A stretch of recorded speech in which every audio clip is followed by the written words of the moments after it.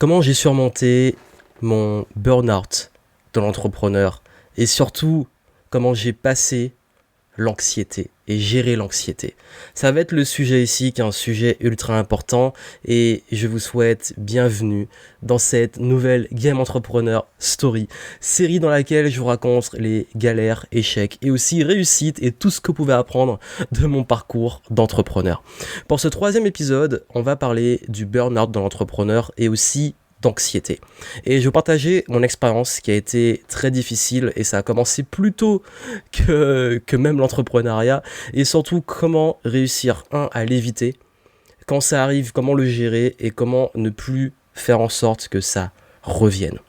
Et ça me tient à cœur d'en parler parce que c'est un sujet dont on parle très peu et pourtant qui est un sujet ultra important et surtout qui est un sujet qui touche plus d'entrepreneurs et d'indépendants qu'on le pense parce que dans ce parcours qui n'est pas toujours facile comme certains veulent nous le vendre, on rencontre beaucoup d'embûches.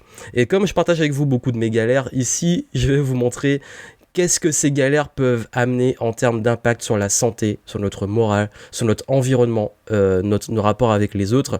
C'est parti et puis surtout n'oubliez pas, vous pouvez suivre ces épisodes, on se retrouve chaque semaine, vous pouvez le suivre en podcast. Vous avez les liens en description si vous voulez suivre sur le podcast. Le podcast est disponible sur iTunes, SoundCloud, Spotify et compagnie. Et vous pouvez également le suivre en vidéo sur ma chaîne YouTube, Johan Yangting. Donc vous avez tout en description si vous voulez ne rien rater. Et on y va et je vais vous raconter comment j'ai vaincu l'anxiété et surtout comment j'ai réussi à pouvoir remonter après le burn-out que j'ai fait et c'était l'année je crois 2014, c'est bien ça, fin 2014.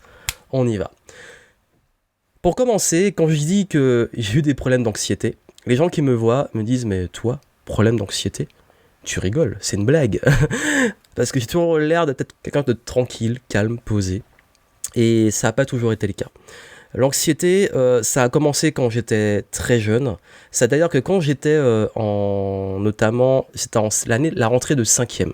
Ce qui s'est passé à l'époque, c'est que quand ma classe de 6e a été un peu... j'ai eu les très bons résultats, mais en termes de la classe dans laquelle j'étais, c'était réputé comme la pire classe du collège. Et ce que je vous dis, c'est pas une blague, c'était la pire classe du collège. Ce qui veut dire que j'étais avec des personnes qui étaient ce qu'on pourrait appeler des cancres, mais limite proche de la délinquance, qui faisait pleurer les professeurs, et moi j'étais premier de la classe.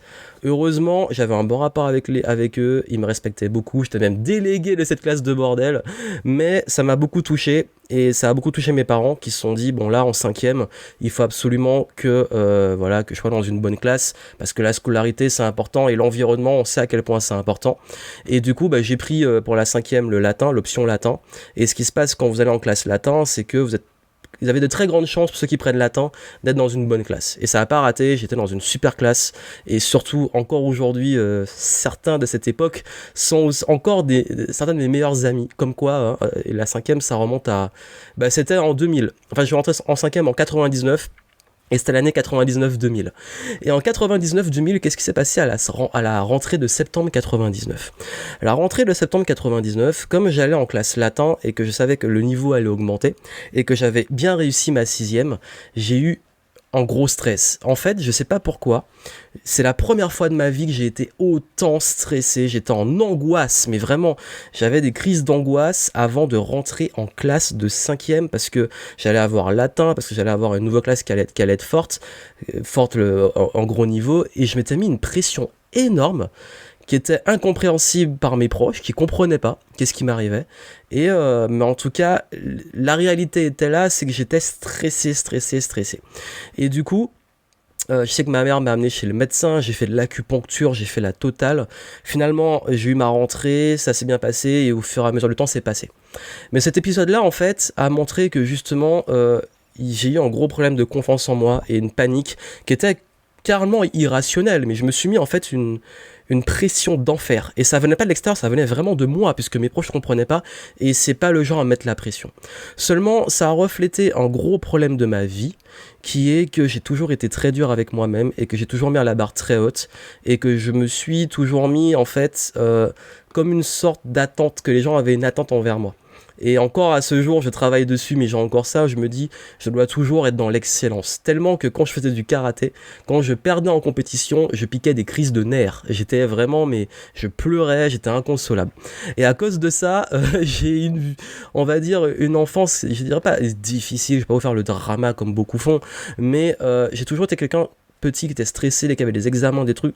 J'avais des problèmes d'estomac, des brûlures. À un moment, on a eu peur que j'ai dû faire les tests pour savoir si j'avais un ulcère.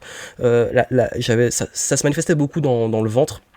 Et également au niveau de la tête, les maux de tête. Et pourquoi je vous dis ça? Parce que c'est pour comprendre pourquoi j'ai presque revécu ça après. C'est que du coup, j'ai vécu avec ça quand j'étais petit, j'ai pas vraiment beaucoup travaillé dessus, je dirais que peut-être que un peu les arts martiaux m'ont aidé à canaliser ça, mais voilà, ça a fait de moi quand même quelqu'un de très exigeant, quelqu'un qui aime beaucoup avoir beaucoup de contrôle, et quelqu'un qui est très dur avec lui-même, et qui se met toujours beaucoup de pression par lui-même. Et donc, après, j'étais entrepreneur, et d'ailleurs, tout mon parcours entrepreneur, je voulais raconter comment je suis devenu entrepreneur et tout ça comment j'ai foiré mes premiers lancements de produits pour en arriver là, dans les 2 premiers épisodes. Donc, je vais aller voir si c'est pas encore fait. Mais ici, on va aller directement à les épisodes qui suivent, où j'ai enfin mon business tourne, je suis digital nomade, je voyage, j'ai des bons résultats, tout va bien. Et franchement, quand je vous dis tout va bien, tout va bien. C'est-à-dire que j'ai mes objectifs, mon business continue à croître, je développe ça tranquillement. C'était l'époque aussi où ma chaîne YouTube commençait vraiment à décoller. En 2014, c'est là où j'ai commencé à publier une vidéo par jour. Dans le domaine, bon, beaucoup moins maintenant pour plein de raisons, mais à l'époque, j'étais l'un des premiers chez les infopreneurs à monter aussi vite en termes d'abonnés sur YouTube. Je faisais des vlogs, je faisais des vidéos qui aujourd'hui ont cumulé plusieurs centaines de milliers de vues. C'était ma série 28 jours pour changer de vie, etc. Et tout ça allait très bien. Donc j'étais en croissance. Et le truc, c'est que dès que je partais en voyage et pendant cette croissance, je me mettais beaucoup de pression. Il faut que je fasse une vidéo, il faut que je continue, il faut que je fasse le lancement. Dès que je faisais quelque chose, j'étais toujours un petit peu déçu, jamais satisfait, j'étais en mode perfectionniste. C'était jamais assez bon. En fait, c'était vraiment ça. J'avais le syndrome jamais assez bon. La vidéo, elle est pas bonne, il faut la retourner, etc. Et j'ai été comme ça pendant très longtemps. Et puis, pendant toute cette année-là, j'ai beaucoup produit. Il y a eu l'épisode où j'ai fait... quand je fais ma série de vidéos, une vidéo par jour, j'ai appris un décès dans ma famille, donc j'ai dû tout tourner à l'avance, rentrer avec en plus le deuil, en plein dans le deuil, je l'avais raconté à l'époque. Bref, tout ça, c'était un épisode, une année quand même déjà assez particulière. Et il y arrivait un moment où j'étais toujours en fait dans cette charge mentale. J'étais tout le temps justement connecté. Tout le temps, il faut pas que je rate un email, il faut pas que je rate un truc, il faut que je fasse ça, que je produise. À l'époque, je lançais des produits tout le temps. Et il y a un moment, c'était un peu avant l'été, où je commence à pas être bien, à fatiguer et tout, et je me dis bon là, je pense que je vais faire une petite pause, et je décide, 2014 en plus je me rappelle très bien, c'était juste avant la Coupe du Monde de football, et du coup je dis bon allez, je vais rentrer en Martinique, voir ma famille, me reposer un peu. C'était en pleine Coupe du Monde. En plus, c'était la Coupe du Monde où moi j'aime bien supporter le Brésil, et c'est l'année où ils se sont pris la tollée contre l'Allemagne. Et du coup, ça m'avait bien mis une petite claque aussi. Bon, à l'époque, j'étais beaucoup plus foot que maintenant. Et ça, c'est vraiment extérieur, hein, c'est pas un gros truc grave, mais c'est juste l'anecdote parce que c'était vraiment la même période et je m'en rappelle par rapport à ça aussi. Et quand je suis rentré, c'était encore l'été. Et je me suis remis à bosser, et pendant tout l'été j'ai bossé, j'ai fait un lancement pour la rentrée, etc. Et il y a un moment, pour la rentrée justement, je fais mon lancement, ça se passe plutôt bien, mais je suis encore insatisfait, je me dis il n'y a pas assez, qu'est-ce que je peux créer d'autre après? Je célèbre même pas, c'est-à-dire qu'est-ce que je fais après? What next? Et là, il y a un truc qui se passe, un soir, je commence à avoir une grosse migraine. Le soir arrive, et je sais pas qu'est-ce qui m'arrive, j'ai mal à la tête, et je suis obligé de me coucher, et j'ai tellement mal à la tête que ça me donne la nausée, mais une grosse migraine, et je me dis bon c'est peut-être trop d'écran ou les trucs comme ça, donc je me couche, mais vraiment c'est le genre de migraine qui vous met KO. Je pouvais rien faire, si je me levais j'allais vomir, et du coup j'ai dû me coucher, et là j'ai dit non, c'est mort, je suis épuisé, c'est fini. Et le lendemain ça va un petit peu mieux, et je me dis bon là on va faire un petit peu de sport, ça va me faire du bien. Et du coup, je décide d'aller courir, et quand je reviens, donc je fais une série d'abdos, de pompes, le truc étirement, tout ça, après la course. Et là, je retrouve les mêmes symptômes. C'est-à-dire que je commence à avoir encore une nausée qui monte, à avoir des vertiges, à avoir mal à la tête. Et là, je suis obligé de me coucher à terre. Je me rappelle, j'étais en sueur. Je suis couché à terre, j'en peux plus. Parce que je me sens pas bien. Et là, je me dis, bon, là, il y a un problème. Est-ce que je suis malade et le truc, c'est pour ça que je vous ai dit que la tendance à être dur avec moi-même, c'est ne pas accepter. J'avais cette difficulté à accepter que je pouvais aller mal. Donc quand on est comme ça, qu'est-ce que je fais? Moi, je veux absolument être fort. Je me mettais la pression, il faut toujours que je sois fort. Et cette pression, ça m'a nui, mais vous imaginez même pas à quel point. Et ça me nuit encore aujourd'hui, je pense. Et du coup, ça réarrive, je me repose, après je suis bien. Et je me remets devant l'écran, et là j'ai commencé à avoir les symptômes un peu plus régulièrement, moins fort mais plus régulièrement. Dès que je suis derrière l'écran, dès que je suis en train de bosser ou de réfléchir, j'ai la nausée. J'avais tout le temps la nausée et mal à la tête. Et en fait, c'était dès que je commençais un peu à me concentrer. Et là, j'ai dit, bon, il y a un problème. Je suis allé voir le médecin. Check, rien, vous n'avez rien et tout. Il m'a dit, est-ce que vous êtes stressé? Et moi, par fierté, je n'accepte pas de dire que je suis stressé. J'y travaille beaucoup, mais de là être stressé, non, pas moi, surtout pas moi. Et, et du coup, il me dit, bon, voilà, je crois qu'à l'époque, il m'avait donné juste, je crois, Doliprane, un truc juste pour les maux de tête, enfin, un truc à la con qui servait à rien, quoi. Et tant mieux. Et après, bon, je sors, il y a l'effet placebo, parce que quand on va chez le médecin, bah, bizarrement, on se sent mieux un petit peu après. Et puis, 2-3 jours passent, ça va mieux. Et là, bam, je rechute. Et là, c'est pire parce que une fois, et pourtant je faisais plutôt pas mal de sport, je suis chez moi, et il y a un moment, je descends les marches, je glisse, je rate une marche, je me contracte pour me rattraper, au bon réflexe, parce que sinon j'aurais pu me casser un truc. Donc je tombe pas, mais pour me rattraper, j'ai dû gainer tout le haut de mon corps, et je me coince le haut du dos. Torticolis, mais je me coince tout là, toutes les épaules, tout. Je suis complètement coincé. Grosse douleur, horrible, je vais très mal. En plus, c'était le matin, quoi, c'était horrible. Et du coup, quand le matin a froid, quand vous faites ça, c'est une horreur. Et là, je me dis, bon, il y a un truc là, je crois que je suis vraiment en train de lâcher, ça va plus. Et j'ai dû aller chercher un ostéo en urgence qui m'a fait des trucs et tout, mais j'avais quand même une fois que le traumatisme il est fait, il est là. Hein. Et il m'a dit, ouais, que là, ça se voyait que j'avais accumulé, parce que c'était un ostéopathe qui avait une approche un peu holistique, et que là, bah, c'était en train de lâcher. Et en réalité, c'était bien ça, c'est que mon mental et mon corps étaient en train de lâcher, et que sans m'en rendre compte, j'étais en train de cumuler tous les symptômes du burn-out. Et même aujourd'hui, j'ai un petit peu du mal à appeler ça un burn-out parce que c'est par fierté. Enfin, vous savez, le côté un peu fort, ouais, j'étais juste fatigué et tout, mais non, en réalité, avec du recul, j'ai pas su tout de suite que c'était un burn-out. C'est quand j'en ai parlé avec des personnes après, et ils m'ont dit, bah ouais, en fait, t'as fait un burn-out, quoi. Et c'était pas juste ça. Parce que ça, c'est les symptômes physiques que je vous donne. Au-delà de ça, pendant cette période, comme je dis, mon audience et mon business se développaient. Et je développais une sorte d'irritabilité et d'agressivité. Et je commençais à avoir forcément des haters. J'avais aussi beaucoup plus de clients. Quand vous avez plus de clients, que vous gérez mal votre croissance, que vous gérez tout le SAV, qu'est-ce qui se passe? Vous tapez énormément de relous. Et à l'époque, j'avais beaucoup de programmes sur la procrastination, le développement personnel, la confiance en soi, etc. Et ces programmes-là m'attiraient une audience gratuite, mais aussi payante, qui n'était pas toujours très agréable. J'avais des très bons clients, la majorité certes, mais j'avais un petit pourcentage de gros relous, mais vraiment les casse-pieds ultimes. Et ceux qui font du business savent de quoi je parle. Le genre de client irresponsable, irrespectueux, qui ne fait rien, etc., qui est ultra pénible, qui pompe de l'énergie, et je devais les gérer. Et ça m'a commencé à m'énerver, j'étais tout le temps énervé. C'est l'époque aussi où je vais le raconter dans une autre Game Entrepreneur Story. C'est à la même époque aussi où j'ai eu une série, et tout est lié, quand je vous dis que tout est lié, une série de clients, même haut de gamme, ultra relous, qui m'ont pas payé, enfin ça a été des galères. Le cas typique où on va vers la mauvaise clientèle et les mauvaises expériences clients. Et peut-être même à ce jour les pires expériences clients que j'ai eues, et je vais vous les raconter dans une autre Game Entrepreneur Story. Mais là, tout ça fait que j'accumule aussi une sorte de colère, une sorte de lassitude, une sorte de... Je suis saoulé. J'ai une croissance, mais cette croissance, je la gère très mal, je suis épuisé, je mets toujours la pression, etc. Et là, tout a lâché. Et quand je vous dis tout lâche, vous pouvez plus rien faire. J'essaie de me concentrer, j'ai la nausée, je suis malade, je commence à être malade tout le temps, alors que je suis jamais malade. Je commence à être fatigué, j'arrive plus à faire du sport, j'ai la flemme, j'ai des brûlures d'estomac, j'ai dû me faire des tests, savoir encore une nouvelle fois dans ma vie si j'avais un ulcère. J'accumule. Et à un moment où je me dis là, c'est plus possible. je vais mal finir. Je décide pendant les fêtes, encore une fois, de rentrer me ressourcer, d'arrêter de bosser et de prendre un réel recul sur ma vie. Et de vraiment me reposer, de prendre des vraies vacances. Et là, j'ai discuté avec mes proches, et d'où l'importance de l'environnement. Et à un moment, je leur ai dit, écoutez, j'ai peut-être mon business et tout, mais ça me prend trop d'énergie, ça m'épuise, et j'en peux plus en fait.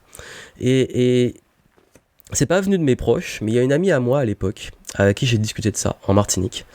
Et elle m'a posé une question, parce qu'elle aussi, elle est indépendante, elle a son petit business, et elle m'a posé une question très simple. Elle m'a dit, Johan, sois honnête, est-ce que tu aimes vraiment ce que tu fais? Est-ce que tu aimes tes clients? Et là, ça m'a fait une sorte de déclic parce que naturellement, c'est pas venu en mode yes, je kiffe. C'était vraiment waouh. J'hésite à répondre. C'est qu'il y a vraiment un problème. Et ce qui se passe à ce moment-là, c'est qu'on commence à remettre en question toute sa vie. On commence à se dire, bon là, où j'en suis, où j'ai envie d'aller, qu'est-ce qui se passe, d'où vient le problème, qu'est-ce qui fait que j'en suis arrivé là.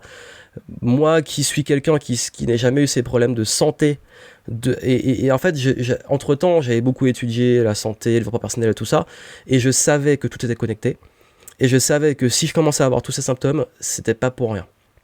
Et surtout, il y a 3 périodes dans ma vie où j'ai eu vraiment de l'anxiété, du stress, et que ça a été la période la rentrée en 5e, et également la période que j'ai raconté dans le premier épisode de Game Entrepreneur Story, donc toutes les années où je commençais mon business et où j'étais pas sûr de réussir. C'est les années où j'ai été le plus souvent malade.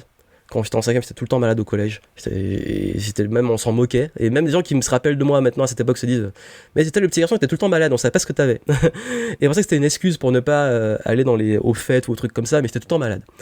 Et du coup, avec le recul, je me dis en fait, oui, j'étais malade parce qu'en fait, ça allait pas bien là. Et ça allait pas bien dans ma vie. Et je peux vous donner la liste de tout ce qui n'allait pas. La première, c'est que je me comparais trop aux autres. J'avais une grosse tendance à me comparer à mes concurrents, aux autres entrepreneurs et à mettre la pression, et ça détruisait ma confiance. Et la pression que je me mettais, il y avait la pression par rapport à moi, me dire il faut que je sois fort, que je sois toujours meilleur, et il y avait également la comparaison aux autres, le fait de toujours se dire mais lui il a mieux et je dois faire comme lui, et lui il gagne tant, il a fait un lancement, moi c'est pas au ce niveau-là, et du coup on se rend malheureux en fait, on se rend vraiment malheureux. J'ai commencé aussi à être blasé. Je commençais à ne plus célébrer, à ne plus apprécier, je voyageais tout le temps, j'appréciais même plus un coucher de soleil, des choses comme ça. Ce qui est dommage. J'étais aussi vraiment dans un cas typique aussi où j'avais perdu la vision. C'est-à-dire qu'à l'époque, en 2014, j'avais accompli plein de choses. Et c'est peut-être l'année dans mon business où j'ai le plus planté de graines. La chaîne YouTube, le podcast, le club Révolution Positive, mon livre Changé, qui est là. Le livre Changé que j'ai sorti. Tout ça, c'était en 2014. C'est là où j'ai produit le plus. Mais à quel prix? Et du coup, je produisais, mais à aucun moment, quand c'était produit, je célébrais et j'appréciais juste le fait d'avoir accompli quelque chose. Et puis surtout, le gros problème, c'est que en plus de me comparer aux autres, je voulais plaire à tout le monde. C'est que j'avais perdu mon positionnement et mon focus. C'est que comme je commençais à avoir une chaîne qui montait, j'étais toujours en fait dans la réaction. Je réagissais parce que il fallait qu'un tel m'a demandé ça, donc je vais créer le produit sur ça. Un client relou, je vais le prendre vraiment comme tout ce qu'il dit. Un feedback, enfin la critique, je prenais tout. Et j'étais tout le temps connecté, j'étais tout le temps en train de... Je portais en fait tout ça sur les épaules tout seul. Et tout seul, oui, j'étais trop seul, j'étais isolé, j'étais dans mon coin, j'étais tout le temps seul, et je faisais tout moi-même. Et au bout d'un moment, mais comment vous voulez que ça marche ? Et j'avais cette peur toujours de cette peur de revenir en arrière, cette peur de manquer, cette peur de pas avoir assez d'argent. En plus, je commençais à gagner de l'argent, mais je me privais. Et j'ai même oublié de vous dire que c'est même l'année aussi où j'ai fait mon premier événement, le séminaire Évolution Positive. Et c'est d'ailleurs après cet événement que je suis tombé. Mais en fait, tout ça, quand je vois cette année, je me dis, waouh, tout ce que j'ai fait, sortir un livre, faire mon premier événement, faire les vidéos qui cartonnent, tout ça, lancer plein de produits, mais j'ai négligé tout. Moi, apprécier la vie, mes proches, je les voyais moins. Tous ces trucs-là, je les ai complètement négligés. Et c'est là qu'on voit l'importance de l'équilibre, de garder l'équilibre. L'environnement, l'entourage, notre perception de nous-mêmes, du monde, le focus. J'ai perdu le focus, j'ai voulu plaire à tout le monde, j'ai trop écouté les critiques, j'ai mal géré les haters. Et tout ça, en fait, ça a fait que on accumule, et souvent on se rend pas compte. Il y a des petits signes, des petits signes, comme je vous ai dit, on commence au niveau de la santé, de l'énergie, de comment on sent, de l'irritabilité, etc., le sommeil, du mal à dormir, et puis boum, il y a un jour, moi ça arrivait en cascade, mais ça arrivait en très peu de temps, en cascade, symptômes, bam, ça lâche. Et ça, en fait, il faut pas que ça arrive là. Je pense que c'est très important en tant qu'entrepreneur de toujours garder la tête froide, de toujours... que ça soit au niveau énergie, santé, garder l'équilibre, de pas trop en faire. Et c'est l'époque aussi, j'en faisais trop au niveau business et au niveau sportif. Également, c'est important de toujours rester entouré, de toujours cultiver un peu de la joie, des personnes positives, etc. Et de pas toujours vouloir plaire à tout le monde, parce que c'est l'époque où je m'entourais mal et j'écoutais les mauvaises personnes. C'est également très important de se faire confiance, parce que en fait, je me faisais pas confiance. J'avais beau réussir, je pense que j'avais développé un grand paradoxe qui est la peur de réussir. C'est que tout ça, j'ai eu une croissance tellement rapide que j'ai pas réussi à la gérer. J'ai pas compris ce qui m'arrivait. Et également, c'est ça que la croissance, je pense qu'il faut être accompagné. On dit souvent le plus dur, c'est de trouver la croissance, mais je peux vous dire que gérer la croissance, c'est très difficile aussi. Et si on le fait mal, on se prend un truc, mais on comprend rien. Et également, le fait de toujours se remettre en question, de faire des shifts comme j'appelle, notamment le fait qu'à l'époque peut-être que j'étais arrivé au bout d'un truc et que j'ai pas accepté de le lâcher pour créer des nouvelles choses, et ça parce qu'aussi j'ai mal géré la croissance, donc je me concentrais comme je gérais tout. Quand on gère tout, on est attaché à un truc et on peut pas passer au suivant, et c'est là en fait que j'ai pris la décision de restructurer mon business, de commencer à déléguer un peu plus, à optimiser mes process, à simplifier les choses, à mieux gérer mon hygiène de vie, à mieux gérer le temps, le repos, tout ça, à revoir mon business, à revoir mon ciblage, avec qui je veux travailler, qui je veux plus travailler. J'ai mis plein de vidéos de YouTube qui cartonnaient en non répertorié parce qu'elles m'attiraient pas l'audience que je voulais. J'ai accepté des choses comme ça. Ils sont parfois bizarres à comprendre, et j'ai aussi revu ma clientèle cible, les gens avec qui je veux bosser, les gens avec qui je veux pas bosser. J'ai vraiment un gros shift, un gros tri, et je peux vous dire que ça a été les meilleures décisions de ma vie. Et ça, en fait, ça m'a aidé beaucoup à avancer. Et je sais que peut-être que vous vous dites, ouais, mais pour vaincre l'anxiété, tout ça, il faut... Parce qu'en fait, l'anxiété, à ce moment-là, je l'ai eu aussi beaucoup. Il paraît qu'il faut faire de la méditation, tout ça. Je peux vous dire, en réalité, oui, ça peut aider.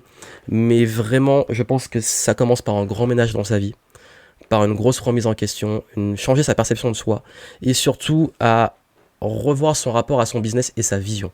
Parce qu'en fait, quand on est dans cette situation-là, c'est qu'on commence à perdre la vision, à perdre le sens, à tourner en rond, à se perdre.